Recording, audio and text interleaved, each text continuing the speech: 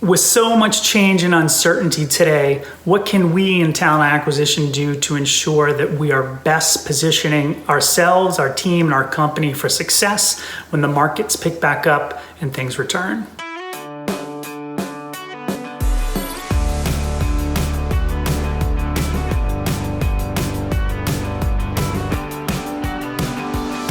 Welcome to Talent on Tap. My name is Brendan Brown. I head up recruiting at LinkedIn, and today we're talking about how to navigate these very uncertain, challenging times and what choices we can make to help us win. And it seems like there's more questions than there are answers these days. It is tough. It is difficult.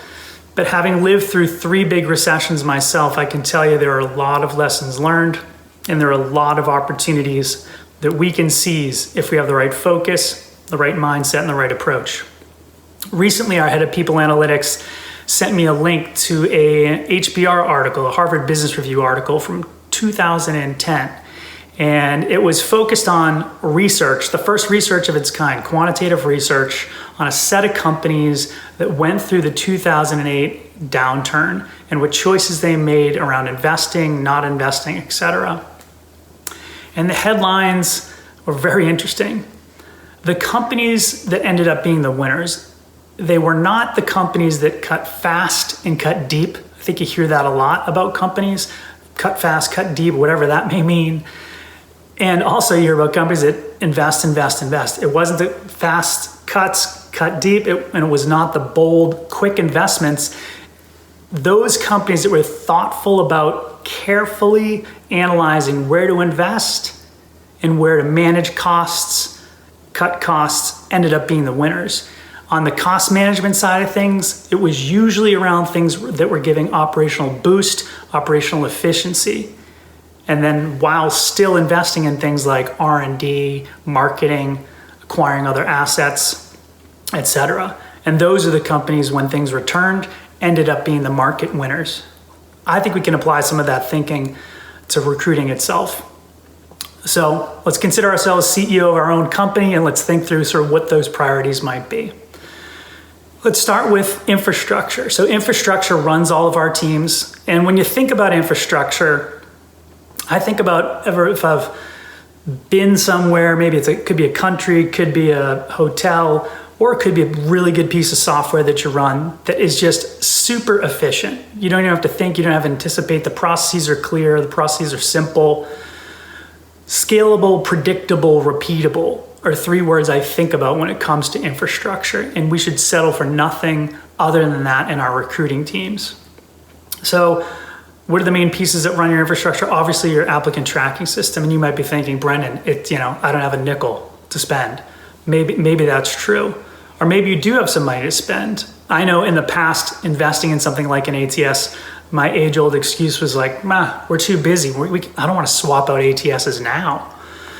Well, now might be an opportunity to take advantage of slowness in the system or in demand, where you could at least look at what the options are. Are there big gaps in terms of features, needs that you have that you know new tooling could help you? Could a CRM help you if you don't have one? I would encourage you to think about these things. If you're making trade-offs, maybe that's an area where you decide there is some investment to be done there.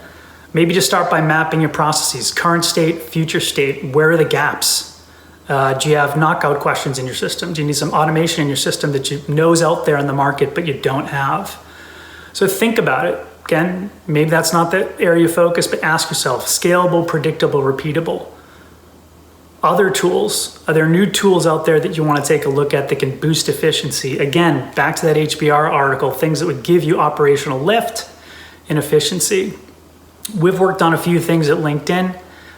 One was our ATS project, which is still going on, and we thought, should we slow it down? The answer is no, we're going to blaze forward. Another one was taking a look at what can we do to cut out big chunks of our interview process steps while ensuring that people have an opportunity to qualify themselves. So we combined learning paths, assessment, and video interviewing to enable people to build their ability to show that they can acquire basic qualifications in the process itself to qualify for an interview. That's given us a ton of lift. Albeit we're not doing a huge amount of hiring, it's still an opportunity to get that process dialed in and really tight.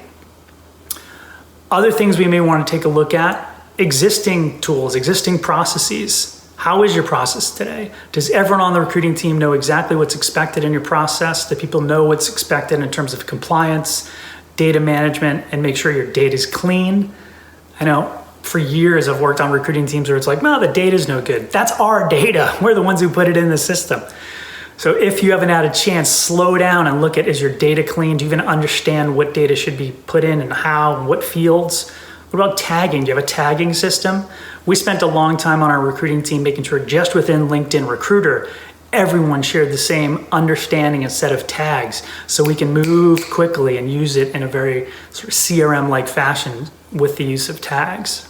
I say, don't you really want to get into really great recruiting shape, so to speak? So when things come back, your ability to tell stories, influence and advise, close great candidates, develop brand, do data-driven, insightful work with your hiring managers. Don't you think now is the time to get in shape around those things? I've been wondering to myself, I'm a basketball fan, so I've been wondering who are the players that are going to come back in just unbelievable shape when things are safe to play, and who are those that aren't? What teams are going to come back and just absolutely blast out of the gate because they've been so focused during their downtime and getting fit and getting ready? So take a similar approach to your role as a recruiter, as a recruiting leader, as a recruiting manager. Now is the time to really get in the best shape of your TA career. So as you move forward, don't forget that there's opportunity everywhere right now, despite what's happening, despite how unknown things are, despite how much is changing. This is your opportunity to really prioritize and focus on those things. We're all part of a huge global talent acquisition community, and I've seen a bunch of really interesting posts, some best practices being shared, lessons learned. I would love to hear what's on your mind, what's working for you.